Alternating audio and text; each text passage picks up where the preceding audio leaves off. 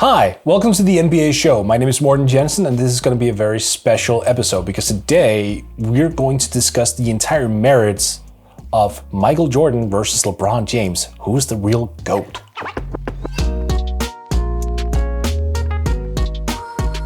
So this video is going to be a little bit different.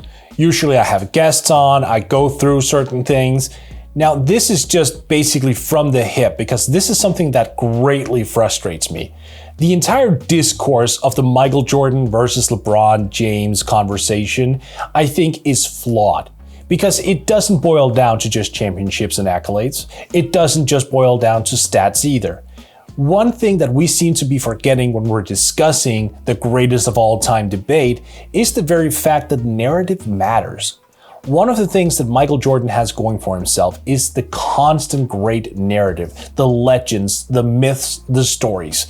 We've heard so many examples of Jordan just basically destroying his opposition and even his own teammates, and that made his legend grow. Now, LeBron came up in a different age where social media was and remains king. No pun intended. That means that when LeBron does something, it is automatically documented almost in real time. There is no room for the legend to grow, no room for myths or stories that cannot be confirmed. And that changes the entire narrative of the debate because at the end of the day, sports is about romanticism. And when we look at sports, it's because we want to get romanticized.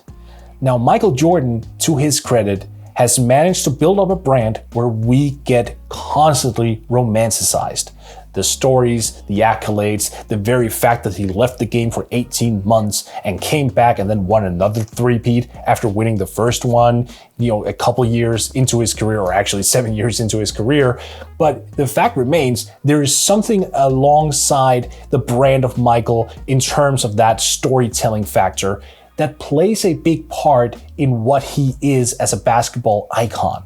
Whereas LeBron, who is undoubtedly the greatest of all times when it comes to the statistical accomplishments, it just doesn't always line up. Those two play a vastly different brand of basketball. And you cannot compare them in terms of how they operate. Jordan was the ultimate scorer. LeBron is the ultimate facilitator. Yes, both of them scored in the high 20s, or Michael's case, in the 30s, but neither of them played the same way. They didn't approach the game with the same mentality. And that means it becomes a question of preference. And the word preference is really often forgot in this debate because whether or not you're in Camp Jordan or Camp LeBron, it also comes down to how you look at basketball.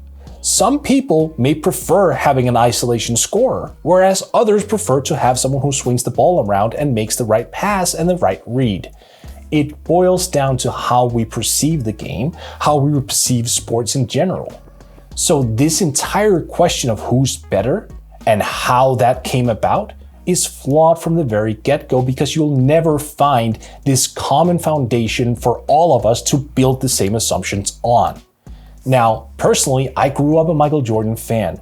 My youngest is named Jordan. My oldest middle name is Jeffrey because of Mike. So yes, I have an inclination of thinking Michael is the best, but that doesn't necessarily mean that I'm right.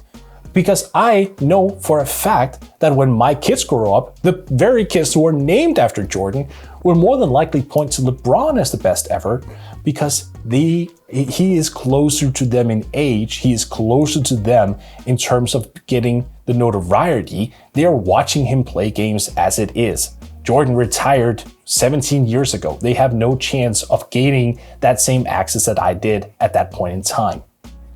So, when push comes to shove, who's the best? It's impossible to say because it comes down to personal preference. And besides, it might not just be Michael or LeBron. Kareem is in there. And if I have my way, Tim Duncan should be in that conversation as well.